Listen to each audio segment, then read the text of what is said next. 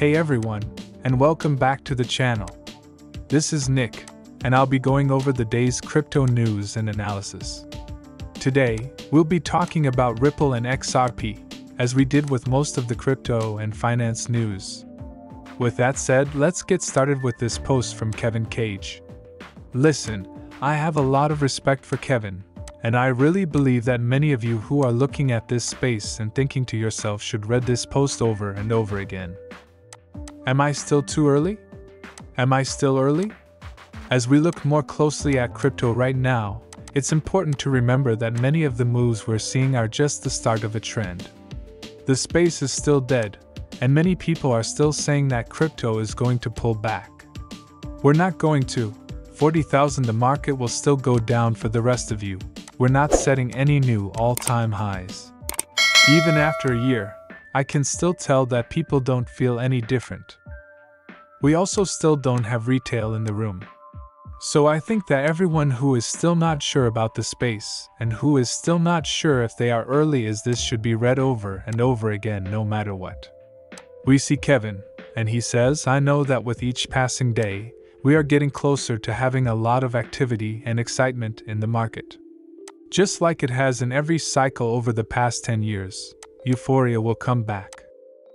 On the way to having more than 1 billion people, there will be many more bull runs and crashes. The price movement in a bear market is very good at convincing us. If not, bear markets will happen because they work and shake people up. That's what this whole thing is all about. How investors feel changes based on how prices are moving right now. We could see during bad markets, we may be seen as stupid, but during bull runs, we may be seen as smart. Moves that work well during rising cycles do laps around the results in other types of assets. You can change your life by catching a few bullish waves. The daily chart might not look very interesting. However, the weekly and monthly ones are, and I agree with Kevin on this point. Kevin deserves a shout out. You can find him on YouTube and Twitter. Yes. As we take a closer look at what's happening in this market right now, there has been no change in mood yet. Even though retail isn't here yet, prices have been very interesting. But keep in mind that those are just drops of water in the bucket. Not only have we not seen the start yet, but we have also seen some tweets about the ETF, right? So what interests me a lot about the Bitcoin ETF, and full disclosure, it's possible that not having any Bitcoin would not be the best thing for me. Considering that we're getting close to the Bitcoin start of the cycle, when a lot of money flows into Bitcoin, and what's the reason? I don't care about a 2-5x gain on Bitcoin if I can see 20 to 30 to 40 to 50 times on altcoins. But the Bitcoin ETF is still very exciting for people who keep altcoins because more and more money is coming into this space. Let it be known that the Bitcoin ETF could very well lead to a huge move in Bitcoin and also bring in the general market again. However, as Bitcoin sees a lot of money move into it, that money will also flow into Ethereum and other cryptocurrencies.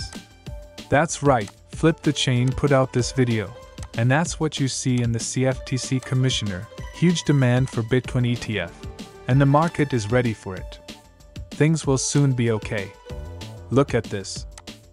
This summer, Commissioner Summer Mersinger, welcome to the show. Thank you for having me. Well, I need to get your thoughts right off the top of this ETF exciting show. The market just told you that Bitcoin is up over 12%. What do you think of us? I know that the Bitcoin futures have been trading for a while, and that there is an ETF that has been trading on that for a while as well. It's become more and more famous, so I'm not surprised that this is resulting in a spike. As the CFTC Commissioner said, I think there's a lot of interest in these products, and you know the markets are ready for these products to be available. So there you have it, and I agree with you. I think we're getting closer to the launch of these Bitcoin ETFs, and the demand for them could be huge. Eleanor Tourette actually sent out this tweet about it. According to her, she had talked to a few traditional finance executives about the Bitcoin spot ETF.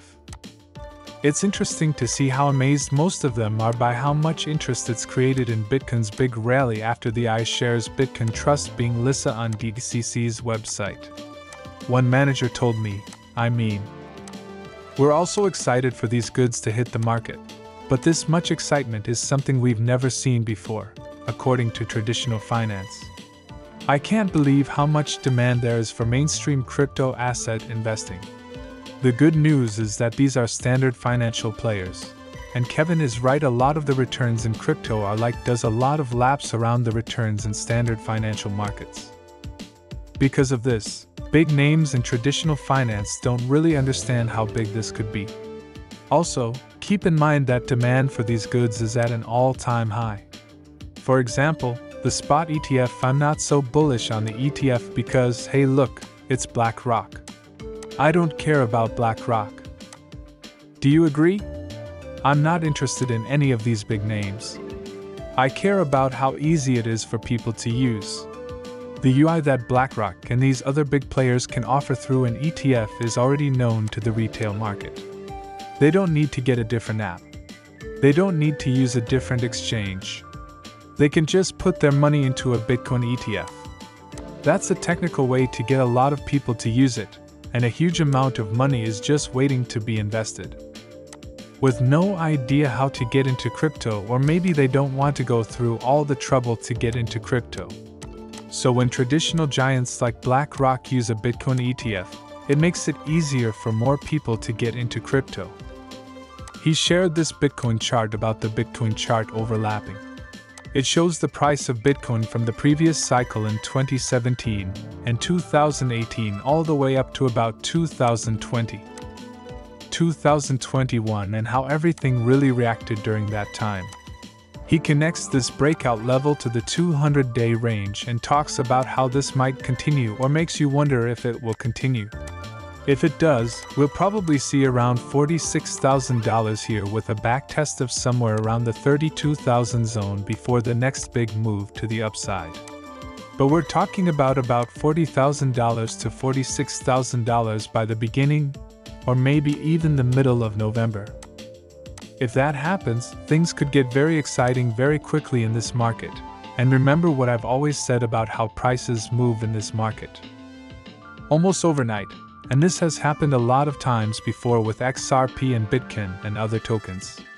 However, about XRP as well. I recently made a video in which I quoted this video with Tim Draper and Gary Gensler saying that the SEC might be entering the "I guess it's happening" phase. Anderson quoted this video, and 24-hour Crypto actually posted it. In it, he says that the XRP community knows the truth and that XRP is about to shock the world.